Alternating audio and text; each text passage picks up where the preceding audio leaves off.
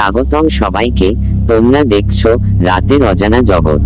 আজকের গল্পটা এমন এক ভয়ঙ্কর সত্য যেটা শুনলে তুমি হয়তো নিজের কাছের মানুষকেও সন্দেহ করতে শুরু করবে। ভাবো তো, যাদের তুমি নিজের রক্ত মনে করো, যাদের জন্য জীবন দিতে পারো, তারাই যদি একদিন তোমার ধ্বংসের কারণ হয়ে দাঁড়ায়, তাহলে কেমন লাগবে? আজকের গল্প কালো জাদু, বিশ্বাসঘাতকতা আর এক ধনী পরিবারের ধ্বংসের কাহিনী। গল্পটা শেষ পর্যন্ত শুনো, কারণ শেষটা তোমার ধারণার থেকে অনেক বেশি ভয়ঙ্কর। বাংলাদেশের এক প্রত্যন্ত গ্রামে ছিল একটা বিশাল প্রাসাদ। লোকজন দূর থেকে তাকিয়ে থাকত, কিন্তু কাছে যাওয়ার সাহস করত না। সেই বাড়ির মালিক ছিল রাশেদ চৌধুরী, একজন ভীষণ ধনী প্রভাবশালী মানুষ। জমি, টাকা, ক্ষমতা সবকিছু ছিল তার হাতে, কিন্তু তার নিজের আত্মীয় স্বজনদের চোখে ছিল শুধু হিংসা। ছোট ভাই, চাচাতো ভাই, দূরের আত্মীয় সবাই চুপচাপ অপেক্ষা করত কবে এই সম্পত্তি তাদের হাতে আসবে। কিন্তু রাশেদ ছিল কঠিন, কাউকে কিছু দিতে চাইতো না। একদিন গ্রামের বাইরে এক অচেনা ফকির এল। তার চোখে ছিল অদ্ভুত এক দৃষ্টি।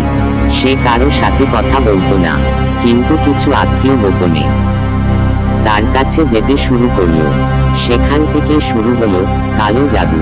প্রথমে ছোট ছোট ঘটনা, রাতে দরজা নিজে নিজে খুলে যাওয়া, খালি ঘরে কারো হাঁটার শব্দ, আয়নায় নিজের মুখ না দেখা, অন্য কারো ছায়া দেখা। রাশেদ এসব বিশ্বাস করত না। সে বলতো সব মনের ভুল। কিন্তু এক রাতে তার স্ত্রী নাসরিন চিৎকার করে উঠল, ওরা এসেছে, ওরা আমাদের নিতে এসেছে। তারপর থেকেই নাসরিন বদলে গেল। সে একা একা কথা বলতো, মাঝরাতে ঘুম থেকে উঠে কারো সাথে হাসতো, কখনো আবার হঠাৎ কাঁদতে শুরু করত। তার চোখের নিচে কালো ছাপ, মুখে এক অদ্ভুত হাসি। রাশেদ বুঝতে পারছিল কিছু একটা ঠিক নেই। একদিন সে গ্রামের এক বুড়ো কবিরাজের কাছে গেল। কবিরাজ ধীরে ধীরে বলল, তোমার ঘরে মানুষ নাই, ছায়া ঢুকছে, আর ওই ছায়া তোমার আপন মানুষের হাত বইরা আসছে। রাশেদ রেগে গেল। সে বিশ্বাস করতে চাইছিল না, কিন্তু তখনই শুরু হলো আসল ভয়ঙ্কর ঘটনা। এক এক করে বাড়ির চাকর বাকররা পালাতে শুরু করলো। তারা বলতো রাতে কেউ একজন ছাদের উপর হাঁটে, কিন্তু পায়ের শব্দ উল্টো দিকে যায়। আর কখনো কখনো পুরো বাড়ি জুড়ে শোনা যায় ফিসফিসানি। সব শেষ, সব শেষ।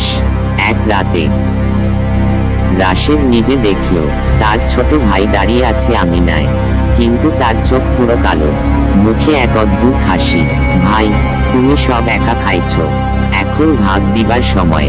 এরপর থেকে সবকিছু বদলে গেল। রাশেদের ব্যবসা ভেঙে পড়তে শুরু করলো। টাকা হারিয়ে গেল, জমি দখল হয়ে গেল, ব্যাংকের সব অ্যাকাউন্ট বন্ধ, যেন কেউ অদৃশ্যভাবে সবকিছু কেড়ে নিচ্ছে। নাসরিন একদিন ধীরে বলল, তুমি দেরি করে ফেলছো, ওরা আমাদের আত্মা চায়। তারপর এল সেই রাত। প্রাসাদের সব আলো হঠাৎ নিভে গেল, দরজা জানালা নিজে থেকেই বন্ধ হয়ে গেল। রাশেদ দৌড়ে বের হতে গেল, কিন্তু দরজার সামনে দাঁড়িয়ে ছিল সেই ফকির। তার চোখে আগুনের মতন আলো। জানিয়া গেছো, তা ফিরাইয়া দাও, না হলে সব শেষ। রাশেদ চিৎকার করে উঠল, আমি কিছু করি নাই। ফকির ধীরে হাসল, তুমি না, তোমার আপন মানুষ করছে। তারপর চারদিকে অন্ধকার ঘন হয়ে এল। চিৎকার, কান্না আর অদ্ভুত হাসির শব্দে ভরে গেল পুরো বাড়ি। পরের দিন সকালে গ্রামবাসী যখন সাহস করে ভিতরে ঢুকলো, তারা দেখল একটা ফাঁকা প্রাসাদ, দেয়ালে কালো হাতের ছাপ, মেঝেতে ছেঁড়া কাপড়।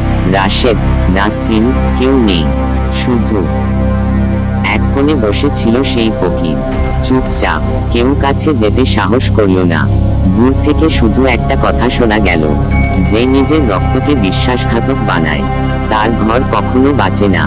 আজও সেই প্রাসাদের পাশ দিয়ে গেলে লোকজন বলে, রাতে জানালায় এক মহিলা দাঁড়িয়ে থাকে, আর ভেতর থেকে ভেসে আসে এক কণ্ঠ, সব ফিরা দাও। কিন্তু তখন অনেক দেরি হয়ে গেছে।